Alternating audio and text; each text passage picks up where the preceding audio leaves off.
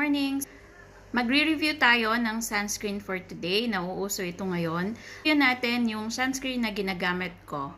It is a Japanese sun protection. Brand is Hada Labo Tokyo. It's a light hydrator sun face cream, SPF 50, and water resistant with matte look.